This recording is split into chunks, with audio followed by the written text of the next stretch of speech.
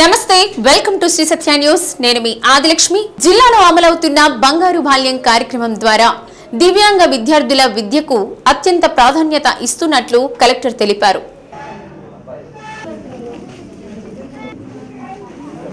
Thank you అండి అందరూ వేదికన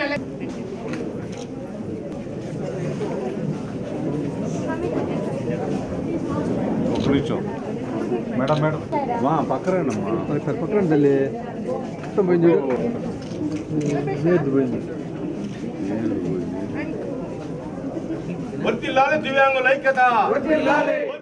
విభిన్న ప్రతిభావంతులతో నాకు దాదాపు 25 సంవత్సరాల అనుబంధం ఉందని పేద కుటుంబాల తల్లిదండ్రులకు భారం కాకూడదనే ఉద్దేశంతో గతంలో విభిన్న ప్రతిభావంతుల కోసం ప్రత్యేకంగా హాస్టల్స్ ను నిర్వహించడం జరిగిందని మేయర్ గంగాడ సుజాత అన్నారు.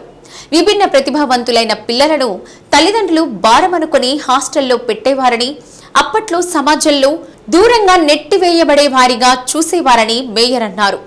విభిన్న ప్రతిభావంతుల వయోవృద్ధుల సంక్షేమ శాఖలో అమలవుతున్న పథకాలను ఏడి అర్చన వివరించారు.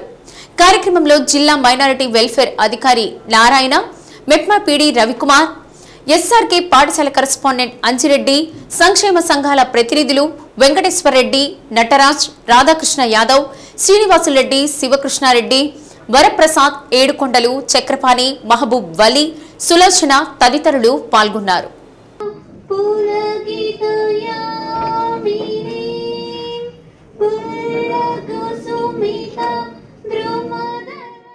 డిజేబుల్ వెల్ఫేర్ డిపార్ట్మెంట్ ద్వారా మనం చేస్తున్నటువంటి కార్యక్రమాలు ఏంటంటే ఆర్పిడి యాక్ట్ ప్రకారము జీవోఎంఎస్ నంబర్ 26 డేటెడ్ 11/2023 ప్రకారము అందరికీ కూడా మనము బెంచ్ మార్క్ డిజేబుల్ అన్నింటికి కూడా హయ్యర్ ఎడ్యుకేషన్ అనే దాంట్లో 5% రిజర్వేషన్ అందరికీ కూడా ఈ సందర్భంగా నేను అభినందనలు తెలియజేస్తున్నాను.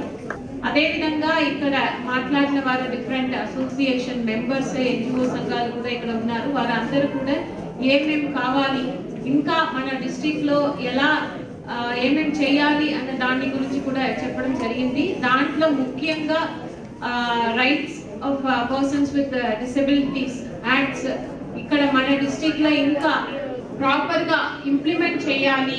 దానికి ఎవ్రీ 3 months మీటింగ్ పెట్టాలి. ఆ యాక్ట్ గురించి డిఫరెంట్ గవర్నమెంట్ ఆఫీసెస్ లో ప్రజలకు ఆ యాక్ట్ గురించి ఒక అవగాహన కల్పించాలి అని ముఖ్యంగా చెప్పడం జరిగింది. దానికి మనం త్వరలోనే December 15 దాటిన తర్వాత మీటింగ్ పెడతాము.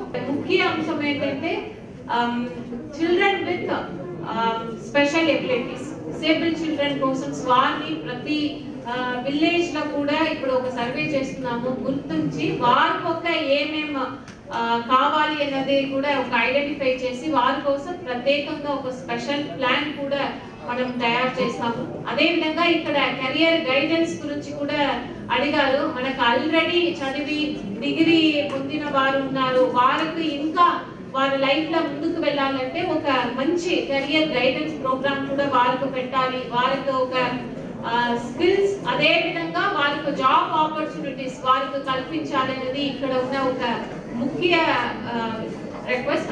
దాన్ని కూడా మనము ఐడెంటిఫై చేసి ఒక కెరియర్ గైడెన్స్ ప్రోగ్రామ్ కూడా ప్రత్యేకంగా ఏర్పాటు చేస్తాము అనేది ఈ సందర్భంగా తెలియజేస్తున్నాను. ఈ విభిన్న ప్రతిభావంతులతో నాకు దాదాపుగా 20 సంవత్సరాల అనుభవం కూడా ఉంది.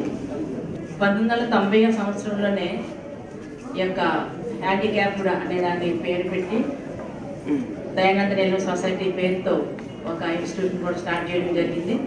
ఈ 5 సంవత్సరాలలో బ్లైండ్ వాళ్ళకి కానివ్వండి, ఫిజికల్లీ హ్యాండిక్యాప్డ్ వాళ్ళకి కానివ్వండి, మేము చాలా సర్వీస్ చేసాము. హాస్టల్స్ పెట్టాము, అలాగే ఫ్రీ ఎడ్యుకేషన్ ఇచ్చాము, ఫ్రీ మెడిసిన్. అంటే పిల్లల్ని ట్రీట్ చేయడం చాలా కష్టం. ఎందుకంటే వాళ్ళు మెంటల్గా అందరూ మేము అంటే ఇప్పుడు ఇలా లేదు, కానీ మేము స్టార్ట్ చేసే టైంలో సమాజం నుంచి వెలువయ్యబడే వాళ్ళ ఉండేవాళ్ళు. అంటే పేరెంట్స్ కూడా మాకు భారము, ఈ పిల్లల్ని మేము చూడలేము, ఎందుకంటే మేము పనులకు పోతాము, అలాంటి పిల్లల్ని మేము ఇంట్లో పెట్టుకోవాలంటే కష్టమని తీసుకొచ్చి మా హాస్టల్లో వదిలేవాళ్ళు.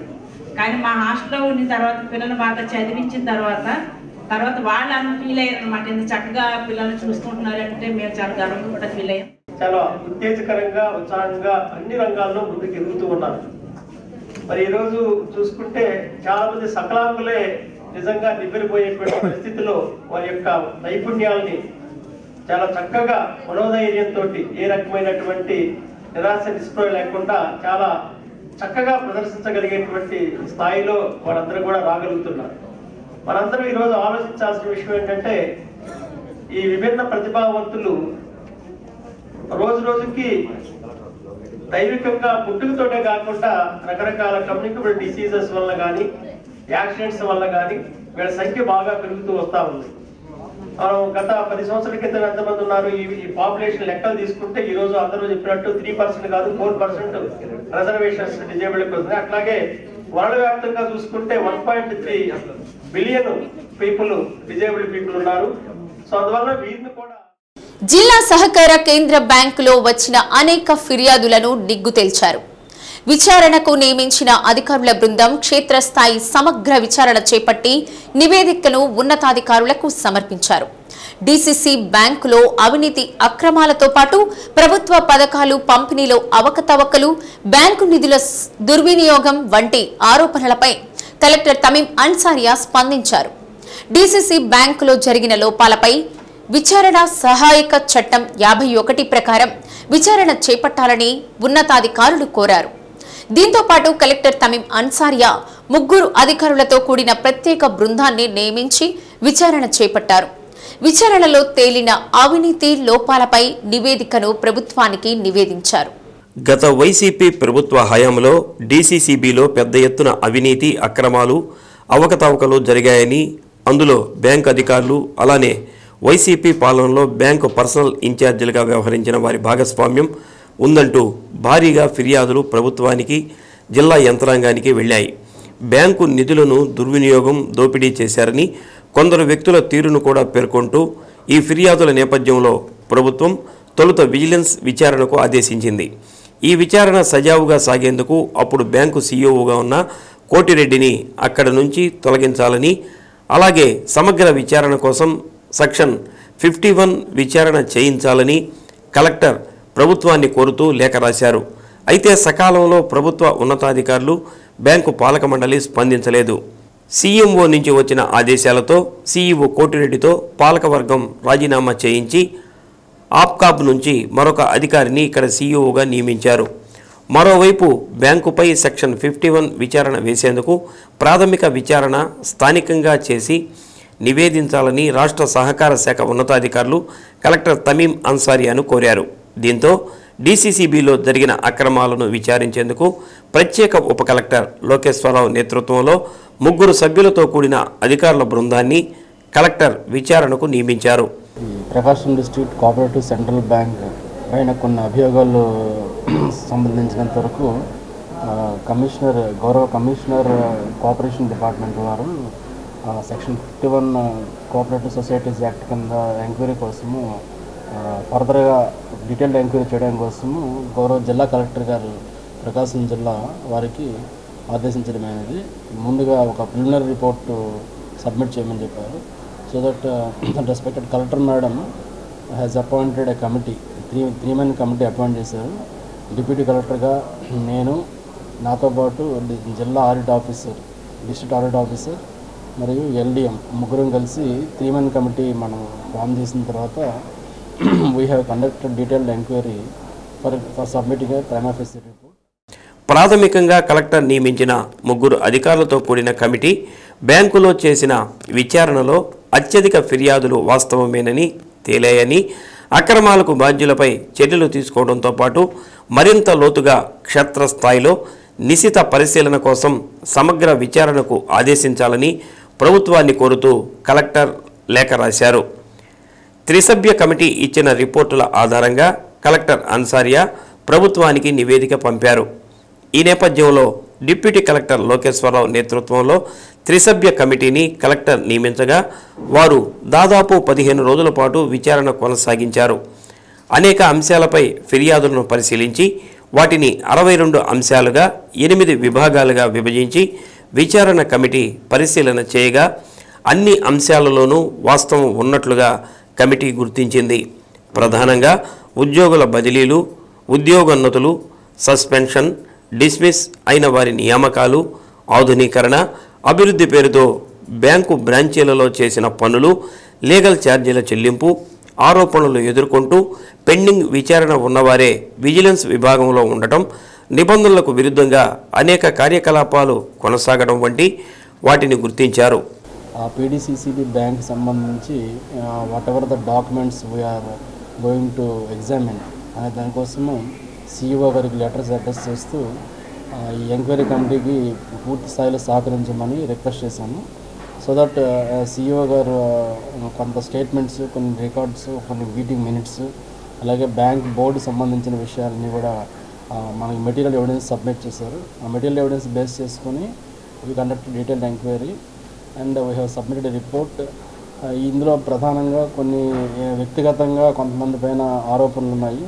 ఏదైతే ఎంప్లాయీస్ ఇండివిజువల్గా వారు చేసే అభియోగాలు, అంటే లోన్స్ మిస్అప్రోపరేషన్ కానీ, ఫండ్స్ మిస్అప్రోపరేషన్, అట్లనే వాళ్ళ తాలూకా బ్యాంక్ సంబంధించిన సెంట్రల్ ఆఫీస్లో కొంతమంది స్టాఫ్, కొన్ని సెక్షన్స్లో ఉండే పైన ఎలిగేషన్స్, కొన్ని బ్రాంచెస్లో ఉండే వారి పైన ఉన్న ఎలిగేషన్స్, ఓవరాల్గా కోఆపరేటివ్ సెంట్రల్ బ్యాంక్ సెంట్రల్ ఆఫీస్లో, అదేవిధంగా కొన్ని బ్రాంచ్ల్లో ఉండే డీటెయిల్డ్ ఎలిగేషన్స్ అన్నీ కూడా మేము సెక్షన్స్ వైజ్ విజిలెన్స్, అలాగే HRD, loans and advances, IT department and planning and development, ఇట్లా వేరే సెక్షన్స్ వైజ్ మేము డీటెయిల్గా కంటెంట్స్ అన్నీ ప్రిపేర్ చేసుకుని 3-man కమిటీ ముగ్గురము కలిసి సెంట్రల్ ఆఫీస్లో అన్ని డీటెయిల్స్, ఫైల్స్ అన్నీ కూడా వెరిఫై చేయడం జరిగింది. Basing on the record material placed before the enquiry committee, we have conducted detailed enquiry and submitted report to the district collector గారు, మేడం గారికి సబ్మిట్ చేసాం రిపోర్టు. అదేవిధంగా రిపోర్ట్తో పాటు వారు ఇచ్చిన మెటీరియల్ ఎవిడెన్సెస్ సుమారుగా 2000 పేజెస్, 2000 పేజెస్ ఆల్రెడీ సబ్మిట్ చేయడం జరిగింది. కలెక్టర్ ఆదేశాలతో DCCBలో విచారణ చేపట్టామని, విచారణలో వచ్చిన ఫిర్యాదులో అనేక అంశాలు లోపాలు జరిగినట్లు గుర్తించామని విచారణ అధికారి లోకేశ్వరరావు తెలిపారు. ప్రజల నుంచి గత ప్రభుత్వంలో జరిగిన వివిధ లోపాలపై వచ్చిన ఆరోపణలపై పూర్తి స్థాయిలో విచారణ చేసి నివేదికను కలెక్టర్కు అందజేయడం జరిగిందని తెలిపారు. ఇందులో ప్రధానంగా ఏదైతే ఎంక్వైరీస్ పెండింగ్ ఉండి ఇంతకు ముందర కొంతమందికి ట్రాన్స్ఫర్స్ కానీ, ప్రమోషన్స్ కానీ, కొంతమంది ఇండివిజువల్స్ పైన ఎంక్వైరీ పెండింగ్ ఉండి కూడా వాళ్ళు వారికి వాటిపైన ఎటువంటి చర్యలు తీసుకోలేదనేది ఆరోపణలు. దాంతోపాటు సెంట్రల్ ఆఫీస్లో ఉండేవారు బ్యాంక్ బోర్డుని మీటింగ్ మినిట్స్ని, మీటింగ్ తాలూకా ప్రక్రియని మిస్యూజ్ చేస్తున్నారనేది ఒక ఆరోపణ. డీటెయిల్గా ప్రతి కంటెంట్ కూడా మేము ఫైల్స్ వైజ్ ఎగ్జామిన్ చేసి ఈ ప్లానింగ్ అండ్ డెవలప్మెంట్ నుండి కూడా కొన్ని ఇంపార్టెంట్ స్టేట్మెంట్స్, అలాగే కొన్ని స్ట్రక్చర్స్, కొన్ని దగ్గరలో రిపేర్స్ అని కానీ, డెవలప్మెంట్ అని కానీ, CC కెమెరాస్ అని, అలాగే అంబులెన్సెస్ అని కన్వర్టెడ్ ఇంటూ ATMs అని, various methodologies, various models operandi and loans and అడ్వాన్సెస్లో కూడా కొన్ని ఇంతకుముందు గవర్నమెంట్లో జగనన్న పాల విలువ, జగనన్న ఫిష్ ఆంధ్ర, జగనన్న రకరకాల స్కీమ్స్ అన్నింటిలో కూడా వీటన్నిటిలోనూ ఉన్న ఆరోపణలపైన డీటెయిల్గా ఇంకా ఎంక్వైరీ చేయాల్సింది. సో బ్రాంచ్ వైజ్ ఇంకా గ్రాస్ రూట్ లెవెల్లో చేయాల్సిన ఎంక్వైరీ తదుపరి చర్య నిమిత్తము మేము ప్రిలిమినరీ రిపోర్ట్, ఏదైతే ప్రైమా ఫేసి రిపోర్ట్ ఉందో 3-man కమిటీ డీటెయిల్గా ఎగ్జామిన్ చేసి we have submit the report to the respected district collector madam గారు. శాంపిల్ రిజిస్ట్రేషన్ సర్వేలో కనుగొన్న జనన మరణాలు, శిశు మరణాలను నెలవారీగా క్రమం తప్పకుండా మొబైల్ యాప్లో నమోదు చేయాలని జిల్లా రెవెన్యూ అధికారి చినబోబులేసు పార్ట్ టైం ఎన్యూమరేటర్లైన అంగన్వాడీ ఆశా వర్కర్లను ఆదేశించారు. కలెక్టరేట్లోని సమావేశ మందిరంలో శాంపిల్ రిజిస్ట్రేషన్ సర్వేపై ఏర్పాటు చేసిన ఒకరోజు శిక్షణ కార్యక్రమాన్ని డిఆర్ఓ చినబోబులేసు ప్రారంభించి తగు సూచనలు చేశారు. ఆంధ్రప్రదేశ్ జనాభా లెక్కల department assistant director M Srinivasarao మాట్లాడుతూ, మీ ప్రాంతాల్లో జరిగే జనన మరణాల నమోదు నివేదికలు వచ్చే నెల మొదటి వారంలోపు పంపాల్సి ఉంటుందన్నారు. జనన మరణాలతో పాటు ప్రసవ మరణాలు నమోదు చేసి యాప్లో పొందుపరచాలన్నారు. కార్యక్రమంలో జనాభా గణన విభాగానికి సంబంధించి స్టాటిస్టికల్ అధికారులు బిజు జార్జ్, మల్లికార్జునరావు, ఉపేంద్ర తదితరులు పాల్గొన్నారు. శాంపుల్ రిజిస్ట్రేషన్ సిస్టంలో ఎన్యూమరేటర్స్గా మీకు కాల వ్యవధి ఉంది. మీ యూనిట్లోని జనన మరణాల నెలసరి నివేదిక నెల పూర్తయిన వెంటనే, అంటే నెక్స్ట్ నెల మొదటి వారంలో మొబైల్ యాప్లో అప్లోడ్ చేయవలెను. మీకు అంత మొబైల్ సప్లై చేయబడ్డాయా? మీకు ఉంటాయి. దాని ద్వారానే మీరు అప్లోడ్ చేయాల్సి ఉంటుంది. నెలలో ఎటువంటి జనన మరణాలు సంభవించినట్లయితే నిల్లని మొబైల్ యాప్లో కూడా అప్లోడ్ చేయాలి. మీకు కేటాయించినటువంటి ఏరియాలో ఖచ్చితంగా ఏదో ఒకటి జరుగుతుంది. ఆ జరిగినటివి అంటే జననాలు కానీ మరణాలు కానీ ఖచ్చితంగా అప్లోడ్ చేయాలి. చేయనట్లయితే ఒకవేళ ఏమీ సంభవించినట్లయితే కూడా నిల్ అని పెట్టాలి. మనం ఏమీ జరగలేదు అని ఊరికే వదిలేయటానికి వీల్లేదు, నిల్ అని పెట్టాలి. అది చక్కగా చూసుకోండి. అంటే ఇవి మాకు మీరు చేసేటువంటి పనులు కొంత మాకు కూడా ఉపయోగపడతాయి. 18 to 19, 19 to 20, 20 to 21 ఈ ఏజ్ గ్రూప్లో ఎవరైతే ఉంటారో వాళ్ళని ఎలక్షన్ ఓటర్ లిస్టులో చేర్చుకునేదానికి ప్రాధాన్యత ఇవ్వాలి అని. ఎందుకంటే యువతనే దేశ భవిష్యత్తును నిర్ణయిస్తారు అని. అందుకోసం ఇలాంటి లెక్కలు, ఇలాంటి ఎన్యుమరేషన్ దానికి బాగా ఉపయోగపడేటువంటి అవకాశం ఉంటుంది. కాబట్టి మీరు యాక్యురేట్గా ఏదైతే జరిగిందో ఆ జరిగినట్టుగా మీకు ఇచ్చినటువంటి యాప్ల్లో సిస్టంలో కరెక్ట్గా అప్లోడ్ చేస్తే మీరు జాతికి బాగా మేలు చేసిన వాళ్ళు అవుతారు.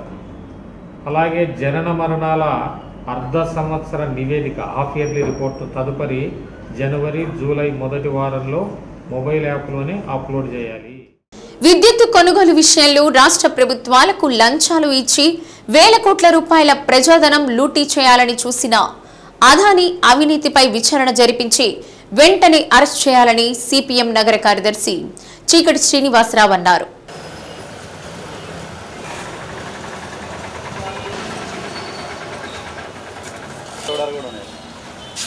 ఆంధ్రప్రదేశ్తో అదానీ చేసుకున్న విద్యుత్ ఒప్పందాన్ని రద్దు చేయాలని కోరుతూ సిపిఎం ఆధ్వర్యంలో అదానీ అవినీతిపై ప్రచురించిన ప్రత్యేక సంచికను ఒంగోలు బాపూజీ మార్కెట్ కాంప్లెక్స్లో ప్రజలకు అందజేశారు. రాష్ట్ర ప్రభుత్వం అవలంబిస్తున్న స్మార్ట్ మీటర్ విధానాన్ని కూడా రద్దు చేయాలని డిమాండ్ చేశారు. కార్యక్రమంలో సిపిఎం నాయకులు తంబి శ్రీనివాసరావు, రామకృష్ణ, భావనారాయణ, కె శ్రీనివాసరావు తదితరులు పాల్గొన్నారు.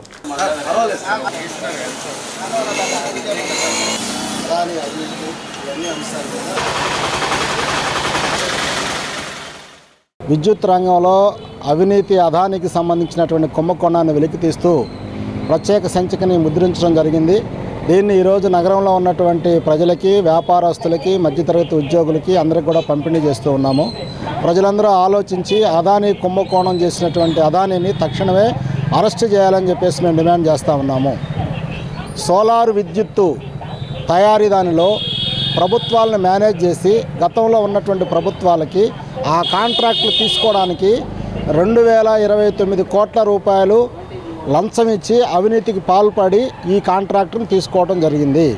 సోలార్ విద్యుత్తు ₹99 వస్తున్నటువంటి ఒక యూనిట్ని ₹2.65 అదానీ కంపెనీకి గత ప్రభుత్వం అప్పచెప్పడం జరిగింది.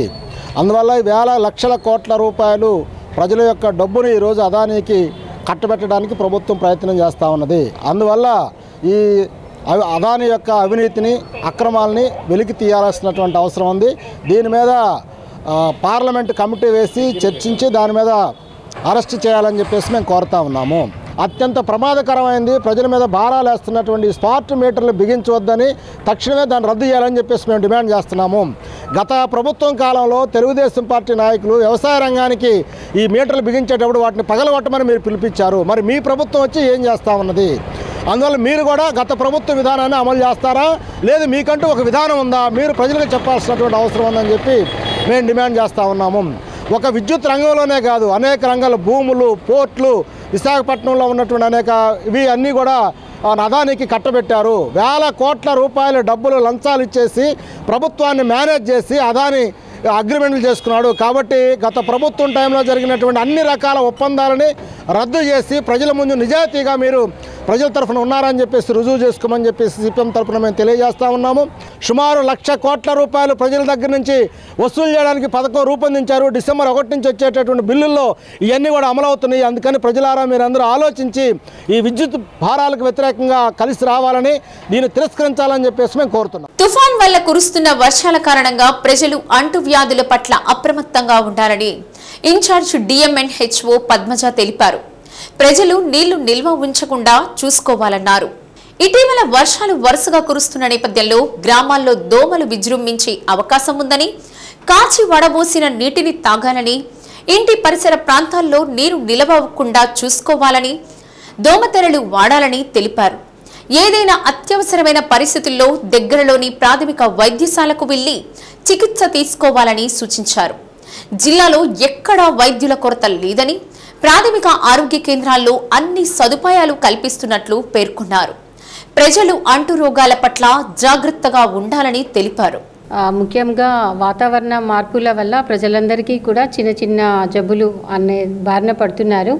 ముఖ్యంగా దగ్గు, జలుబులు, జ్వరాలు, వాంతులు, విరోచనాల వల్ల సఫర్ అవ్వడం జరుగుతుంది. ఈ వాతావరణ మార్పుల నుంచి మనము ఏదైనా చిన్న కంప్లైంట్స్ ఏమైనా ఉంటే దగ్గరలో ఉన్న ఆరోగ్య కేంద్రాన్ని సందర్శించి ట్రీట్మెంట్ తీసుకోవాల్సిందిగా కోరుతున్నాము. అలాగే ఇవన్నీ రాకుండా కూడా కాచి చల్లార్చిన నీటిని, అలాగే వేడిగా ఉన్నప్పుడే ఆహార పదార్థాలని తినడము, ఇలాంటి జాగ్రత్తలు తీసుకోవడం వల్ల మనము ఈ ప్రాబ్లమ్స్ నుంచి బయటపడడానికి అవకాశం ఉంటుంది.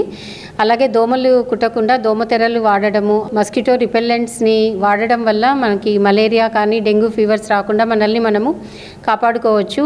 ఇలా వేడిగా ఉన్న పదార్థాలు తినడం వల్ల మనకి టైఫాయిడ్ కానీ, డైరియా కానీ, గ్యాస్ట్రోఎంటరైటిస్ అలాంటి జబ్బులు రాకుండా మనల్ని మనము కాపాడుకోవచ్చు. కాబట్టి ప్రజలందరూ కూడా ఈ సూచనలు, సలహాలు పాటించి ఏదైనా ఇబ్బంది జరిగిన యెడల వెంటనే దగ్గరలో ఉన్న హాస్పిటల్ని సందర్శించి చికిత్స తీసుకోవాల్సిందిగా కోరుతున్నాను. అంతర్జాతీయ విభిన్న ప్రతిభావంతుల దినోత్సవం సందర్భంగా విభిన్న ప్రతిభావంతులకు కలెక్టర్ తమీం అన్సారియా ల్యాప్టాప్లతో పాటు వివిధ ఉపకరణాలను మేయర్ గంగాడ సుజాతతో కలిసి పంపిణీ చేశారు. కలెక్టరేట్లోని మీకోసం భవనంలో జరిగిన కార్యక్రమంలో విభిన్న ప్రతిభావంతులైన ఉన్నత విద్యను అభ్యసిస్తున్న యువకులకు ల్యాప్టాప్లు అందజేశారు. మరికొంతమందికి సెల్ ఫోన్లు, వినికిడి యంత్రాలు పంపిణీ చేశారు. దివ్యాంగులైన చిన్నారులకు, యువకులకు ట్రైసైకిల్స్ అందజేశారు. కార్యక్రమంలో ఏడి అర్చన, మెప్మాపీడి తెల్ల రవికుమార్, పలువురు అధికారులు, విభిన్న ప్రతిభావంతుల సంక్షేమ సంఘ నాయకులు పాల్గొన్నారు.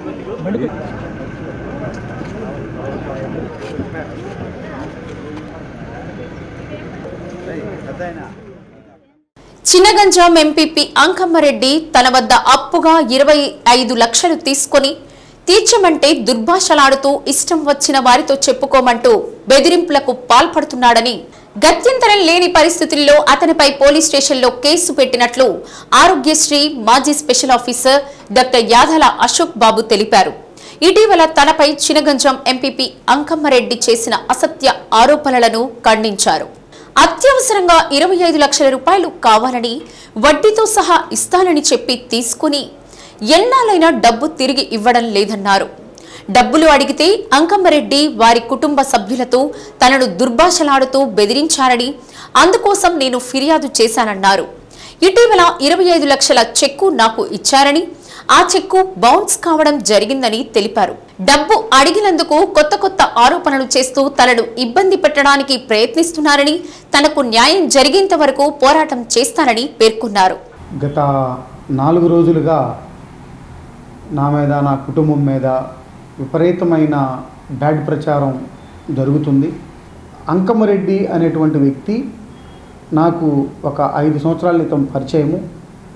అతను ప్రణీత్ రెడ్డి గారితో బాగా క్లోజ్ ఉండటం కూడా నేను చూశా. నా దగ్గరికి వచ్చి, డాక్టర్ గారు, నేను వ్యాపారంలో చాలా లాస్ అయిపోయాను, చాలా ఇబ్బందుల్లో ఉన్నాను,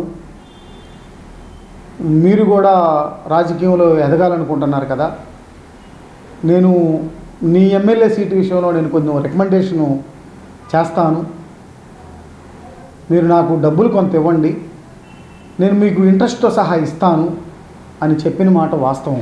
నేను కొంత డబ్బులు ఇచ్చాను అతనికి, నాకు డబ్బులు ఇవ్వట్లేదు. ఎంతకాలం చూసినా 2022లో ఇచ్చాను అతనికి డబ్బులు, 25 లక్షల రూపాయలు డబ్బులు ఇచ్చాను, నాకు ఇవ్వట్లా. ఇవ్వకపోతే 2 రోజుల తర్వాత జరిగిన తర్వాత నేను వాళ్ళ ఇంటికి వెళ్తే నన్ను నోటికి వచ్చినట్టు ఇష్టం వచ్చినట్లు బండబూతులు తిట్టారు. 10 లక్షలు పంపించానండి దీని ద్వారా. ఈ 10 లక్షలు నేను ట్రాన్సాక్షన్ చేశాను, మిగతా 15 లక్షలు నేను క్యాష్ ఇచ్చాను. అందుకని అతను నాకు 25 లక్షల రూపాయలు చెక్ నాకు ఇచ్చాడండి. నేను ఆయనకి ఇచ్చిన డబ్బులకి ఆయన నాకు చెక్ ఇచ్చాడు. ఇదిగోండి, ఆయన పేరు అంకమరెడ్డి. నేను దానికి చెక్ బౌన్స్ చేశానండి, బౌన్స్ చేశాను, 2 సార్లు బౌన్స్ చేశాను. దీనికోసము జనసేన పార్టీ వాళ్ళు కానివ్వండి, ఇతర పార్టీ వాళ్ళు కానివ్వండి, తెలుసుకోకుండా ఎవరినైనా సరే సాక్ష్యాలు తెలుసుకొని మాట్లాడమని నేను ఈ వీడియో ద్వారా నేను మీకు సమాచారం ఇస్తున్నా. నాకు జరిగిన విషయము, నన్ను ఏమైనా తిట్టాడో ఆ విషయాలు నేను స్టేషన్లో చెప్పడం జరిగింది. దానికి సంబంధించిన నాకు దాని ప్రకారంగా ఆ కేసు దాన్ని పెట్టడం జరిగింది. దయచేసి నేను ఒక డాక్టర్ని, పేదలకు సహాయం చేసేవాడిని, అలాగే ఉంచండి నన్ను, అంతేగాని ఇష్టం వచ్చినట్లుగా ట్రోల్ చేయొద్దని ఈ వీడియో ద్వారా నేను తెలియపరుస్తున్నాను. Thank you. జిల్లా కేంద్ర సహకార బ్యాంకు ద్వారా 375 కోట్ల రూపాయల రుణాలు ఇవ్వాలని లక్ష్యంగా పెట్టుకున్నట్లు బ్యాంకు జీఎం రాఘవయ్య తెలిపారు. కేంద్ర సహకార బ్యాంకులో మీడియాతో మాట్లాడుతూ వివరాలు వెల్లడించారు. రైతులకు వ్యవసాయ రుణాలు 200 కోట్లు, బంగారం రుణాలు 150 కోట్లతో పాటు ఇతర రుణాలు 25 కోట్లు ఇవ్వాలని లక్ష్యంగా పెట్టుకుని పనిచేయడం జరుగుతుందన్నారు. బ్యాంకులో స్వర్ణ ప్రకాశం పేరుతో డిపాజిట్లను సేకరిస్తున్నట్లు తెలిపారు. ఏ వాణిజ్య బ్యాంకులు ఇవ్వనంతగా వడ్డీని అందజేస్తున్నామన్నారు. డిపాజిట్దారులకు 8%, సీనియర్ సిటిజన్లకు 8.5%, బ్యాంకు స్టాఫ్, విశ్రాంత ఉద్యోగులకు 9% వడ్డీ కలిపి ఇవ్వడం జరుగుతుందన్నారు. ఈ పథకం నవంబర్ 14వ తేదీ నుండి అమల్లో ఉందన్నారు. బ్యాంకుల్లో కొత్తగా స్వయం శక్తి రికరింగ్ డిపాజిట్ పథకాన్ని అమలు చేస్తున్నామని, దీన్ని ప్రతి ఒక్కరూ వినియోగించుకోవాలన్నారు. పీడీసీసీ బ్యాంక్ ఖాతాదారులకు, పీడీసీసీ బ్యాంక్ రైతు సోదరులకు అందరికీ ధన్యవాదాలు. ముఖ్యంగా పీడీసీసీ బ్యాంకులో క్రొత్తగా స్వయం శక్తి అనే డిపాజిట్, రికరింగ్ డిపాజిట్ ప్రవేశపెట్టాము. అలాగే స్వర్ణప్రకాష్ అనే ఒక డిపాజిట్ కూడా ప్రవేశపెట్టాము. రైతులు, ఖాతాదారులు వీటిని ఉపయోగించుకోవాలని కోరుకుంటున్నాము. ఈ రేట్లు జనరల్ వారికి 8%, అలాగే సీనియర్ సిటిజన్ వారికి 8.50%, అలాగే బ్యాంక్ స్టాఫ్కి, రిటైర్డ్ అయిన వారికి వాళ్ళకి 9% లెక్కన ఇది వర్తిస్తుంది. దీన్ని అందరూ ఉపయోగించుకోవాల్సిందిగా కోరుతున్నాము. ఇది 14/11/2024 నుండి ఈ స్కీమ్ వర్తిస్తుంది. అలాగే మేము ఈ సంవత్సరం ఎస్ఏఓ లోన్లు 200 కోట్లు, అలాగే కేఆర్పి 25, అదర్ లోన్స్ 25 కోట్లు, గోల్డ్ లోన్స్ 150 కోట్లు ప్రకారంగా మేము టార్గెట్ని చేసుకున్నాము. ఆ రీతిగా మొత్తం 375 కోట్లు మా బ్యాంక్ తరఫున ప్రకాష్ పీడీసీసీ బ్యాంక్ మేము ఇవ్వాలని టార్గెట్ పెట్టుకున్నాము. ఒంగోలు నగరంలో లైసెన్స్లు, హెల్మెట్లు, సరైన పత్రాలు లేని వాహనదారులకు అసిస్టెంట్ మోటార్ వెహికల్ ఇన్స్పెక్టర్లు U Dharmendra, K Jayaprakash, B Bhanuprakash ఆధ్వర్యంలో అపరాధ రుసుం విధించి 32 ద్విచక్ర వాహనాలను ఆర్టీసీ బస్టాండ్ ఆవరణలో ఉంచారు. సరైన పత్రాలు చూపించి వాహనదారులు తమ వాహనాలు తీసుకువెళ్లాలని సూచించారు. మీడియాతో వారు మాట్లాడుతూ లైసెన్స్తో పాటు ద్విచక్ర వాహనాలకు సంబంధించిన పత్రాలు తప్పనిసరిగా ఉంచుకోవాలన్నారు. ఈరోజు నగరంలో మోటార్ సైకిల్స్ మీద లైసెన్స్ లేకుండా ప్లస్ హెల్మెట్ లేకుండా సరైన పత్రాలు లేకుండా తిరుగుతున్న వాహనాల్ని దాదాపు 32 వెహికల్స్ సీజ్ చేయడం జరిగిందండి. 32 వెహికల్లో కూడా దాదాపు అన్నీ కూడా ఆర్టీసీ బస్టాండ్లో పెడతాం జరిగింది. వాటన్నిటిని అపరాధ రుసుములు వేసాము. అవన్నీ కట్టుకున్న తర్వాత అవి రిలీజ్ అవుతాయి. స్టార్టింగ్ అనేవి ప్రతిరోజు రాస్తున్నామండి కేసులు. తర్వాత ఆటో రిక్షాలకి వీటికి ఒక్కొక్క రోజు ఒక్కో దానికి చూసి రాస్తూ ఉంటాము. దీనికి సపరేట్ కంటే ఏం లేదు. ప్రతిరోజు కేసులు అయితే బుక్ చేస్తున్నాం. ప్రతి ఒక్కరు మీ వాహనాలకు సంబంధించిన పత్రాలని కలిగి ఉండండి. అట్లీస్ట్ మీ వాహనంలో లేకపోయినా కానీ డిజిలాకర్లో కానీ లేకపోతే మీ ఫోన్లో కానీ అవైలబుల్గా ఉంచుకోండి. అడిగిన ప్రతిసారి ప్రతి ఒక్కరు ఫోన్ తీస్తున్నారు కానీ మీ డాక్యుమెంట్స్ అయితే తీయట్లేదు. కంపల్సరీ ప్రతి ఒక్క వాహనదారుడు అతని యొక్క వెహికల్కి సంబంధించిన డాక్యుమెంట్స్ అన్నీ సక్రమంగా అవి వ్యాలిడ్లో ఉన్నాయా లేదా చూసుకొని అవన్నీ డాక్యుమెంట్స్ కూడా వారి దగ్గర పెట్టుకోవాలని కోరుతున్నాను. ఎందుకంటే లైసెన్స్ మరీ ముఖ్యంగా లైసెన్స్ ఉండాలి. ఒకసారి బండి నెంబర్ కొడితే మా దగ్గర డేటా వస్తుంది, కానీ లైసెన్స్ డీటెయిల్స్ మీరు ఇస్తే కానీ మా దగ్గర రావు. మీ దగ్గర ఉందో లేదో మాకు తెలియదు కదా. కాబట్టి ప్రతి ఒక్కరు కూడా లైసెన్స్ని కలిగి ఉండాలా. ప్రతి ఒక్కరు ఎల్ఎల్ఆర్ అప్లై చేసుకోండి, లైసెన్స్ పొందండి. లైసెన్స్ పొందిన తర్వాత మాత్రమే వాహనం నడపండి. బతుకు బతికించు ఈ నినాదాన్ని దివ్యాంగులు అందిపుచ్చుకున్నారు. వైకల్యం ఉంది కదా అని తలదించుకోకుండా, తలరాతను నిందించుకోకుండా వారు వైకల్యాన్ని సైతం జయించారు. తనలాంటి వారికెందరికో సురేష్ కుమార్ ఉపాధి కల్పిస్తూ ఇతరులకు ఆదర్శంగా నిలిచారు.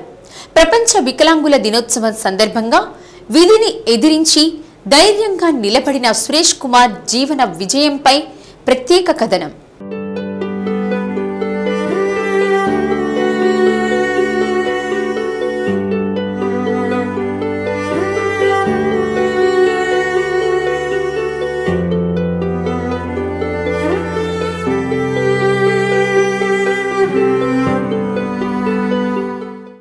బతుకు బతికించు ఇదే అతని నినాదం. పేరు చిప్పలపల్లి సురేష్ కుమార్. వయసు 43 సంవత్సరాలు. పుట్టుకతోనే దివ్యాంగుడు. అయితే తలరాతను నిందించుకోకుండా వైకల్యాన్ని జయించాడు. అంతేకాదు తనలాంటి వారికి జీవనోపాధి కూడా కల్పిస్తున్నాడు. బతుకు బతికించు అనే నినాదాన్ని బలంగా నమ్మాడు. ఆ దిశగా అనేక మంది దివ్యాంగులకు ఉపాధి కల్పిస్తూ ఇతరులకు ఆదర్శంగా నిలుస్తున్నాడు. నేను 10th క్లాసు పాస్ అయిన తర్వాత ఇంటర్మీడియట్ చేరాను. ఇంటర్మీడియట్ ఫెయిల్ అయిన తర్వాత నేను మేస్త్రి దగ్గర కొంచెం వర్క్ నేర్చుకొని షాప్ పెట్టుకొని మనం కూడా డెవలప్ అయ్యి 10 మంది వికలాంగులకి దారి చూపిద్దామని ఉద్దేశంతో వాళ్ళందరికీ కూడా ఎక్కువ వికలాంగులకి ప్రిఫరెన్స్ ఇస్తాను. వాళ్ళకు కూడా పని నేర్పి వాళ్ళు జీవనాధారంగా బతకాలని నా కోరిక. చీరాలకు చెందిన సురేష్ కుమార్ 10వ తరగతి వరకు అక్కడ చదువుకున్నాడు. ఒంగోలులోని ఏబిఎం కాలేజీలో ఇంటర్ వరకు చదివాడు. ఐటీఐలో స్టెనో కోర్సును పూర్తి చేశాడు. ఎలక్ట్రీషియన్పై ఆసక్తితో ఒంగోలులోని రఫీ అనే వ్యక్తి వద్ద చేరాడు. 600 రూపాయలతో పనికి కుదిరి 7 ఏళ్లు వచ్చేసరికి 1500 రూపాయలకు చేరుకావడంతో పాటు పనిపై పూర్తి పట్టు సాధించాడు. సరిగ్గా 20 ఏళ్ల క్రితం బాపూజీ మార్కెట్ కాంప్లెక్స్లో సొంతంగా సురేష్ రీవైండింగ్ వర్క్స్ పేరుతో షాప్ పెట్టాడు. అంతేకాకుండా తనలాంటి దివ్యాంగులను గుర్తించి రీవైండింగ్ వర్క్లో ప్రావీణ్యం పొందేలా చూశాడు. ఇప్పటి వరకు 25 మందికి పైగా దివ్యాంగులకు రీవైండింగ్లో పూర్తి స్థాయిలో పట్టు వచ్చేలా చూసి సొంతంగా వారి కాళ్లపై నిలబడేలా చేశాడు. ప్రస్తుతం 4 దివ్యాంగులు పనిలో రాటుదేలి ఉపాధి పొందుతున్నారు. మరో 4కి సురేష్ బతుకు తెరువు చూపించారు. వారు ఆనంద పరవశంలో ఉన్నారు. ఇంటర్ వరకు చదివిన అబ్బూరి రవికుమార్ సీలింగ్ ఫ్యాన్ వైండింగ్లో రాటు తేలాడు. తాటిపాటి వెంకట్రావు మిక్సీలు సీలింగ్ ఫ్యాన్లు బాగు చేయడంలో పట్టు సాధించాడు. జానపాటి సుబ్బారావు మోటార్లకు సంబంధించిన ఎక్స్కలేటర్ పనిలో ప్రావీణ్యం పొందాడు. లోకిరెడ్డి సుబ్బారెడ్డి ప్రస్తుతం పని నేర్చుకుంటూ భవిష్యత్తులో సొంతంగా రీవెండింగ్ షాపు పెట్టుకునేందుకు అడుగులు వేస్తున్నాడు. దివ్యాంగులు ఎందులోనూ తీసిపోరని సురేష్ నిరూపించారు. సురేష్ లాంటి వారే ఎందరో ఉన్నారు. వారు మరుగున పడినప్పటికీ వారి స్ఫూర్తిని ఎందరో అందిపుచ్చుకుంటున్నారు. వైకల్యం మనుగడకు అడ్డురాదని ముందుకు సాగుతున్న సురేష్ కష్టాన్ని చూసిన ప్రతి ఒక్కరూ అభినందిస్తున్నారు. 15 మంది నేర్చుకున్నారు. చాలా మంది వాళ్ళు గవర్నమెంట్ ఉద్యోగం వచ్చిన ఉన్నారు, పోలీసు వాళ్ళు ఉన్నారు, రైల్వే జాబ్లో వచ్చిన ఉన్నారు. అంటే వర్క్ నేర్చుకుంటూ వెళ్తుంటారు ఎగ్జామ్స్ రాయబడి. అట్లా వచ్చిన చాలా మంది. మనం ఓపుకున్నంతకాలం మన దేవుని ఇచ్చిన ఆయుష్ ప్రకారం నేర్పాలి. అది మొత్తం గ్యారెంటీ. ఇంకా ఎవరన్నా సరే వికలాంగులు ఎవరైనా ఉన్నా సరే వాళ్ళందరికీ పని నేర్పుతానని మాట ఇస్తున్నాను.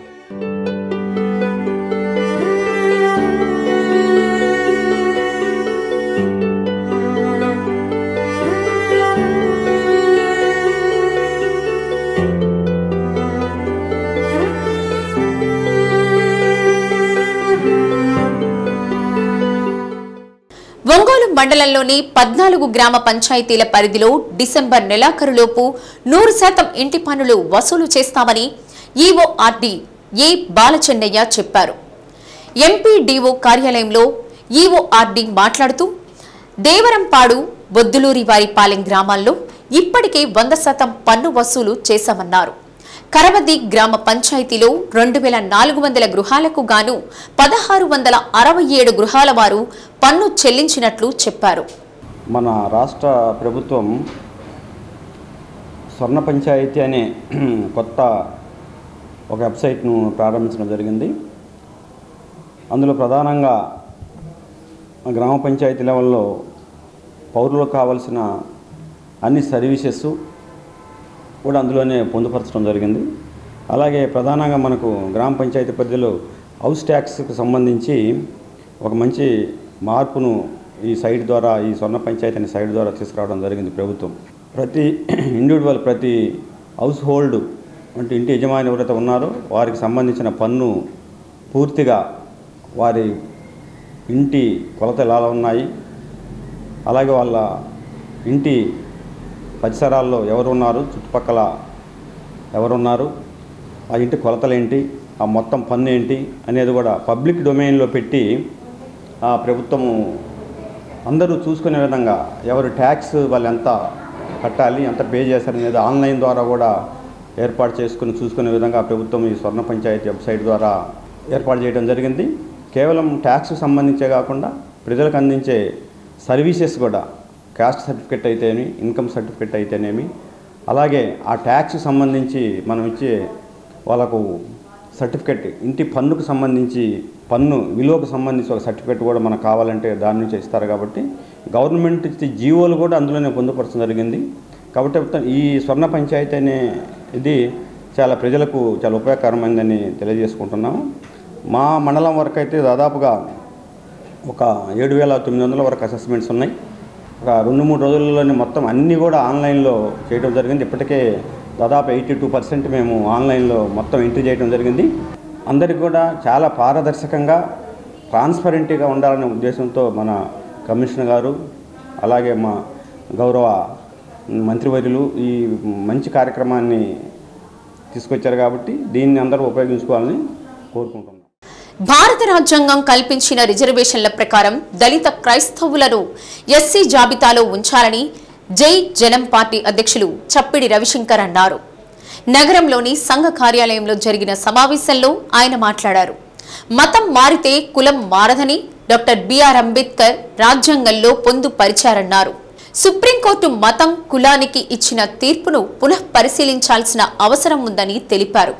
స్వేచ్ఛ, సమానత్వం, సౌభ్రాతృత్వం భారతదేశంలో రాజ్యాంగంలో దుర్భర జీవితాన్ని అనుభవిస్తున్న ఎస్సీలు చర్చిలకు వెళ్తున్నారని, దానిని చూసి మతం మార్చుకున్నారని చెప్పడం సరికాదని, కేంద్ర రాష్ట్ర ప్రభుత్వాలు మతం మార్పుపై ఒక్కసారి ఆలోచించాలని పేర్కొన్నారు.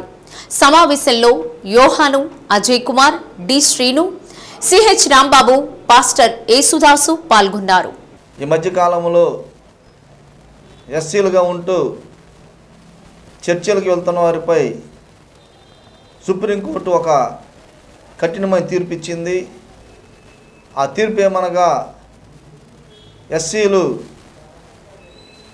క్రైస్తవులుగా చర్చిలకు వెళ్తే వారికి ఆ రిజర్వేషన్ని రద్దు చేయాలని చెప్పేసి ఆ సుప్రీంకోర్టు తీర్పు జారీ చేసింది. అయితే ఆ తీర్పుని మేము దళిత హక్కుల పోరాట సంఘం తరపున, జై జనం పార్టీ తరపున మేము ఆ తీర్పుని ఖండిస్తున్నాము. ఆర్టికల్ 23, ఆర్టికల్ 24, 25లో స్పష్టంగా ఉంది.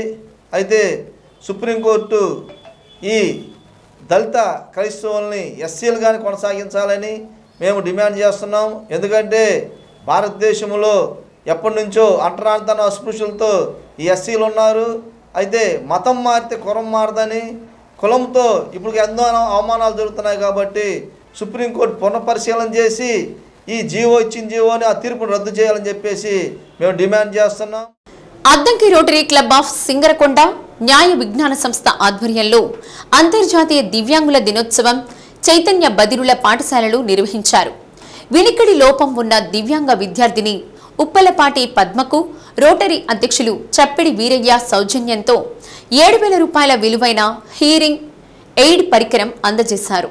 కార్యక్రమంలో రోటరీ అధ్యక్షులు చప్పిడి వీరయ్య, చుండూరి మురళీ సుధాకర్ రావు, సందిరెడ్డి శ్రీనివాసరావు, న్యాయవాదులు M Prakash, T Marta Srinivas, principal Punuri Arogyam, ఉపాధ్యాయుడు సురేంద్ర తదితరులు పాల్గొన్నారు.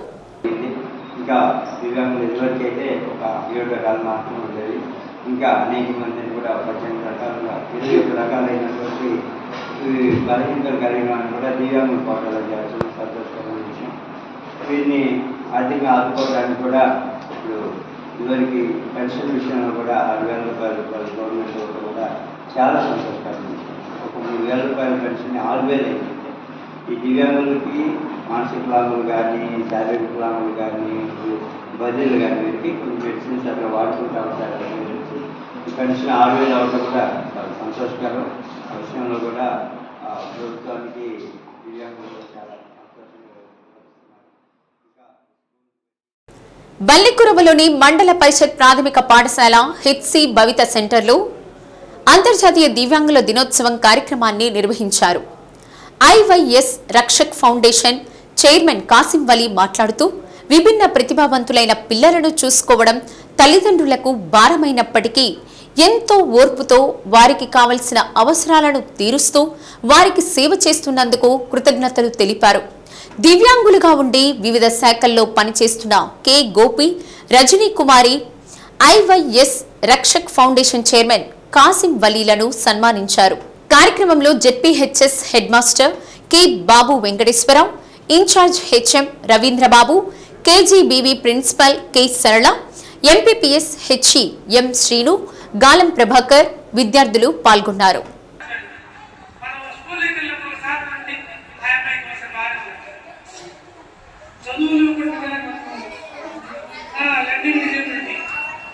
స్పెసిఫిక్ లెర్నింగ్ డిజబిలిటీ అంటే చదువు లేకపోవడం కూడా డిజబిలిటీ. అందుకే ఎవరిని కూడా తక్కువ అంచనా